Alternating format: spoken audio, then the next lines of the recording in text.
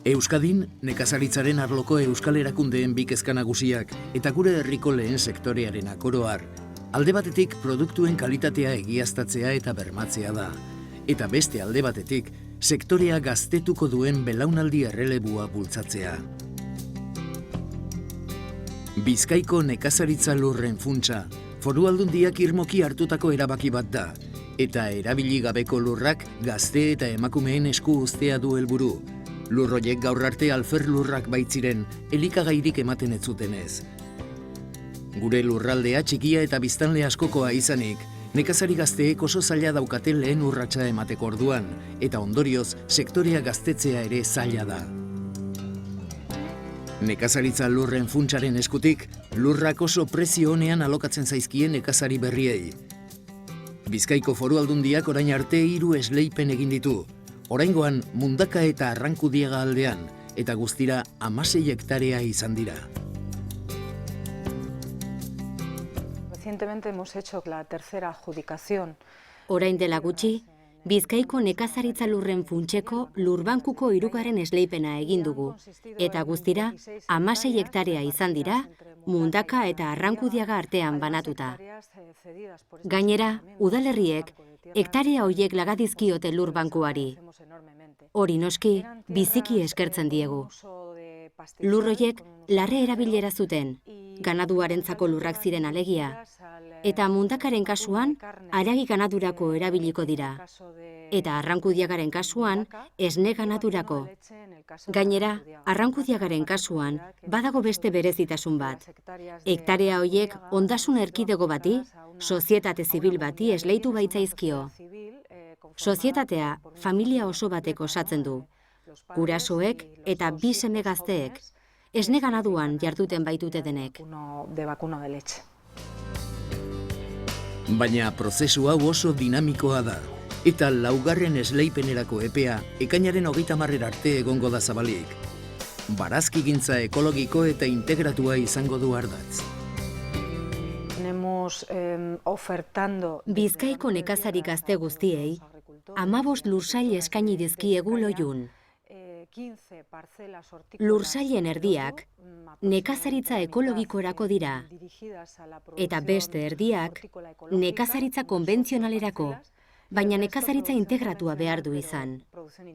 Gero, Busturia aldean 6.000 metro kuadroko beste lursail bat daukagu. Hau ere nekazaritzarako. Eta beste 2 lursail ere baditugu.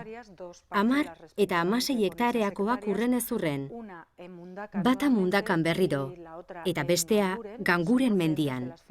Biak Aldundiko 2 lursailenak, lurbankuari gehitu berriak.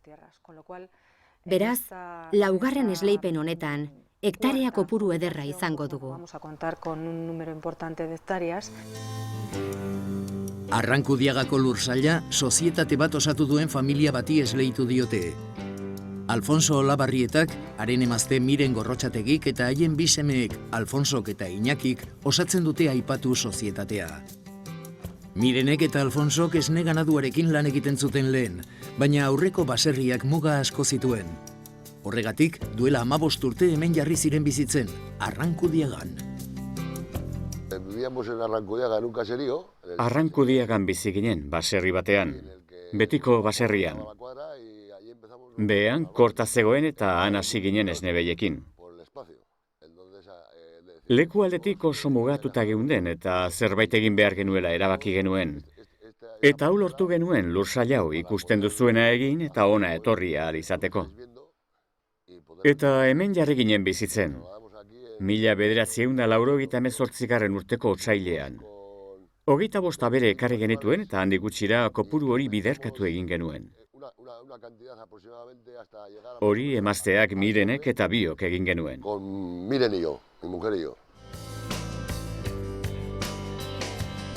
Lursail horiek 20 hektarea, larre bilakatu zituzten gogor lan eginez.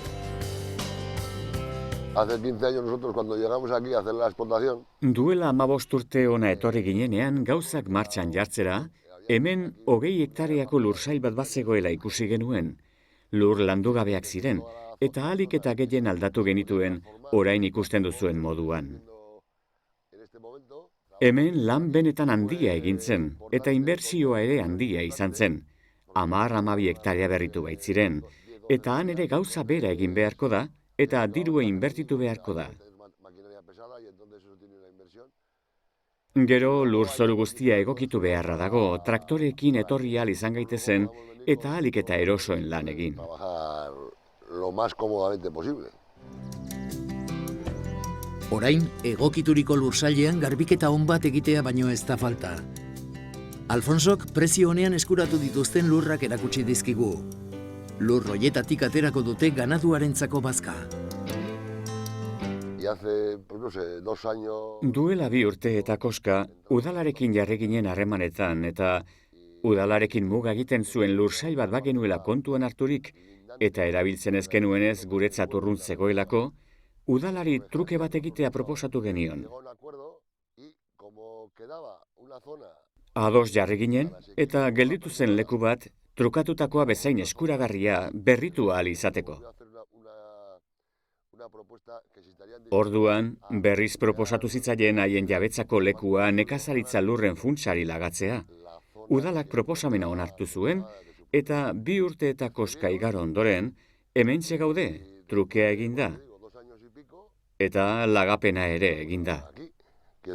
La permuta hecha y la cesión también. Bizkaiko udalek biziki hartzen dute parte Foru Aldundiko nekazaritza lurren funtsean. Eta Arrankudiagaren antzera, Mundakak ere ekarpenak egin ditu, gutxiegi erabiltzen ziren lurrak Aldundiari eskaini zizkiolarik. Oindala urte batzuk, pluskarestiko lurre zorua sartu genuen Aldundiko partzelan barruan, eta gaur egun beste barri bat sartu dugu, eta da Mape Makatzagako lurzoru berria. Mundakan kostaldea eta turismoa dira udalerriaren igiarazle. Hala ere nekazaritzak Euskadin beti izan duen indarrari eusten jarraitzen du. Ez bakarrik hirugarren sarea edo zerbitzu sareera dagokio Mundakako udalaren esfortzuak baizik eta nekazari arloan be guk gure bultzaka edo nahi genion. Eta horregaitik sartu dugu lurzoru honetan lurzati hauek. Gaur egun tamalez nekazaritzak ez dauka pisu ekonomiko larreirik, baina kontutan izan Euskadiko herri hau, Euskal Herriko herri hau, baserri mundutik datorrela eta guk horreitik bultzaka nahi dugu eman. Asier Elgezabalek haragi ganaduarekin egiten du lan, eta bere aberei larratzen uzten die 8 hektarea hauetan. Bere aitita amamak gogoratzen ditu hazienda gobernatzen, eta handik urte batzuetara bere amari laguntzen hasi zen. Orain, Asierren amak erretiroa hartu behar du, eta Asierrek abelburu gehiago ekarri nahi ditu.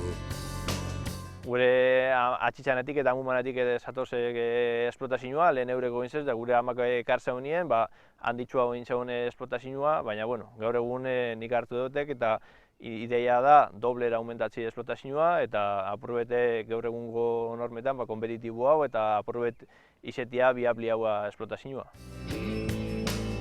Asier gurekin etorri da esleitutako lurrak ikustera.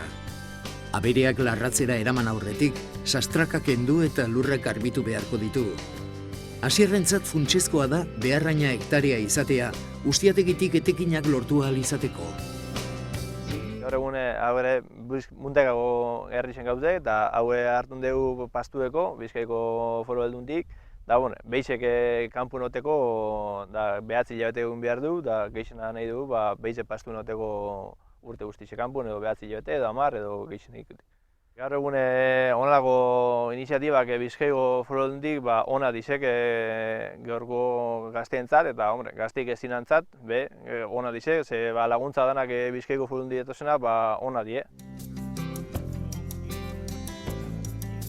Asierrentzat ez da nahikoa orain arte lortutakoa. Eta nekazaritza lurren funtseko laugarren esleipenari esker, lur gehiago eskuratzeko asmoa dauka. Gure idea da esplotazioa handitzea 80 ogitzeko, da urrengo adjudikazioa presentako garia, idea horrekin, da suberta apurrepa dau, beterrena apurre gehiago hartzeko, eta ahalik eta esplotazioa handitzen haitzeko.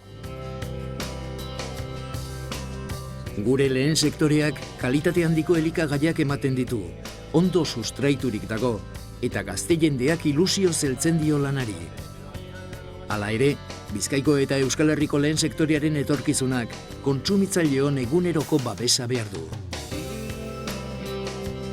Yo siempre intento... Nik aurkezpen bakoitzean eta ekitaldi bakoitzean ahal dudan gehiena egiten dut gizartea animatzeko. Kontsumitzaileak animatzeko Euskal Herriko kalitateko produktua kontsumitzera. Eta kasu honetan, Bizkaian ekoitzitako kalitateko produktua kontsumitzera. Zergatik, gure herriko nekazaritzari eta abeltzaintzari aurrera egiten laguntzen diegulako. Eta gainera, gure ekoizleek gauzak berme guztiekin egiten dituztelako. Produktuen trazabilitatea, elikagaien segurtasuna eta kalitatea, ziurtagiriak. Horregatik, kontsumitzaileei eskaintzen dizkiegun produktuak kalitate handikoak eta erabat seguruak direlako.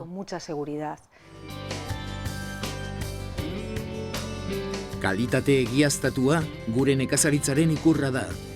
Eta kalitate hori lortzeko garbi dago gogor lan egitea beste biderik ez dagoela. Baina baserritarrek nekazaritza lurren funtsa eta horren moduko laguntzak eta babesak behar dituzte. Eta jakina, kontsumitzaile gisa eskain diezaiekeguna.